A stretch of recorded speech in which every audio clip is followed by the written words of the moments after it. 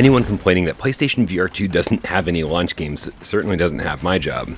With over 40 games to play, I'm torn because while I want to pump the brakes and just enjoy the new headset that I've been waiting 3 years for and play everything, I also want to get some reviews for the channel done. So I'm going to be doing a little bit of Column A and a little bit of Column B, but the first game I completed on PSVR2 was Horizon Call of the Mountain. So let's do something we haven't done in quite a while, and review a brand new game.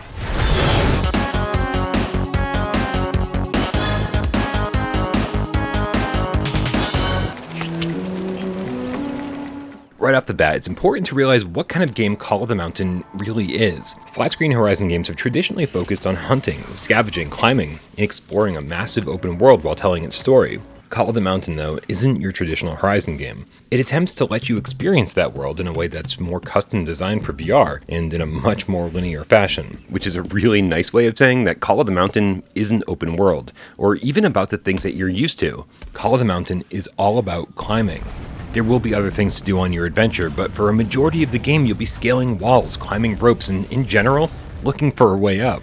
Doors are never open, elevators are always broken, and there's always huge boulders in the way of everywhere you're going. In other words, the path forward is always upwards.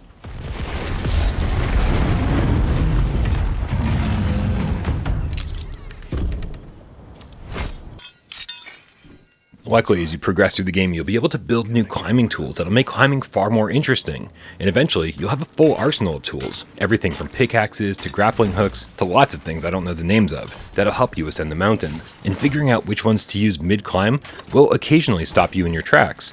It never takes long and the puzzles here are minimal.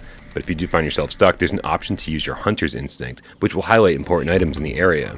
But there are moments where you'll be hanging onto a rope with one hand, dangling literally hundreds of feet above the ground, while you fumble through your inventory with the other hand, which if you're like me, will trigger any fear of heights that you might have. And on more than one occasion, I found myself getting mad at the developers for constantly putting me in these situations, with my hands and knees trembling at the thought of falling. But if you're braver than I am, you'll probably appreciate the sense of scale, and how pretty much every moment of the game provides you with breathtaking views that seemingly stretch on for miles.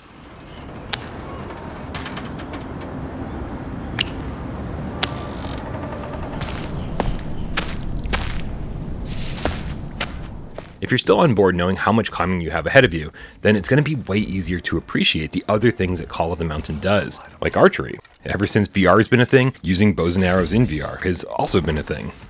And in between climbs, you'll be shooting a lot of arrows. Every time you encounter a machine, you're thrown into a combat arena where movement controls change, and suddenly you're locked into a ring that surrounds the opponent. Here you can strafe or dash to avoid attacks while firing arrows, searching for weak spots, and keeping an eye on your health. The simplified controls are obviously designed to make combat more manageable for newer VR gamers, and I imagine some people out there will take issue with it, but for me, it was a lot of fun. Stunning enemies and then sending a succession of precision arrows their way to destroy plates of armor was immensely satisfying. But it does make everything a bit too easy. I only died in combat once ever, and even that shouldn't have happened. The bigger downside here is though that every encounter becomes some epic fight. At no point, even later in the game, do you see a watcher and take it down with one well-placed shot and move on. Seemingly the replacement for these more casual kills are the hidden hunters targets hidden around each stage. They give you a reason to slow down and explore every area, and as a completionist, this very quickly became one of my favorite things to do in the game. I only found about half or two-thirds on my first playthrough, but I'll definitely be going back to each stage to find the rest, which, unfortunately, without additional difficulty levels or a new Game Plus option, is the only replayability you'll get out of this one.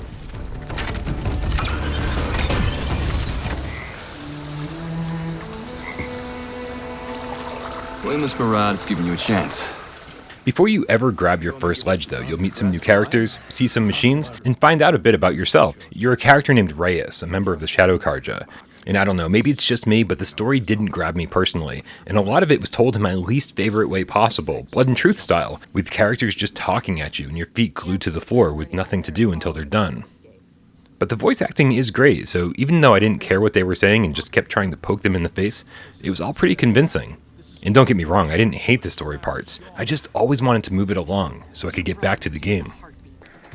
You've probably noticed by now, but Horizon Call of the Mountain is simply breathtaking. On PSVR1, we seldom got to explore outdoors without heavy fog or snowstorms or the dark of night obscuring our vision. But most of Call of the Mountain takes place outdoors, with your destination looming out on the horizon, seemingly miles away with the blinding sun shining down on you. It really is the perfect graphical showcase for our new next-gen headset, with only a few minor quibbles dragging it down. Sadly, the developers chose to use TAA for their anti-aliasing, so when you're close to a rail or a ledge, there's a weird flicker effect that people are confusing for reprojection. And when you use smooth turning, it's kinda choppy, as if the frame rate was taking a dive, almost like Iron Man on PSVR1. These issues are relatively minor, but when you're playing such a beautiful game in almost every other regard, these things stand out like a sore thumb.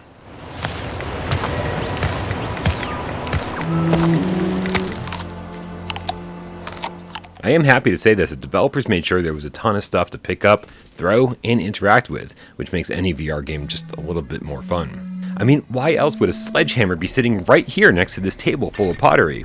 The music and sound effects are exactly what you'd expect from a game set in this world too, meaning that if you stop and smell the roses, you'll notice the sound of nature and ambient music, and every big moment is fully orchestrated and has the impact it deserves.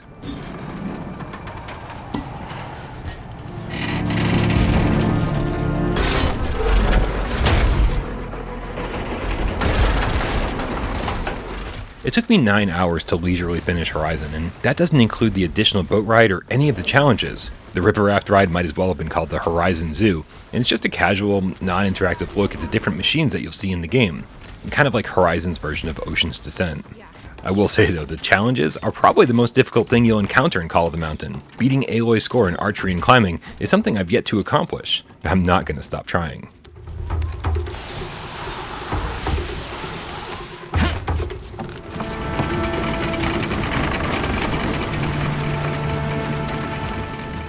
Horizon Call of the Mountain is a game that was undoubtedly designed to show off VR to newcomers. In fact, I'm fairly certain the reason there's so much climbing is an attempt to curb motion sickness. But in doing so, it leaves quite a bit of what makes Horizon special on the cutting room floor. Crafting is minimal, there's no foraging, only one stealth section, and there aren't as many reasons to explore as I would have liked.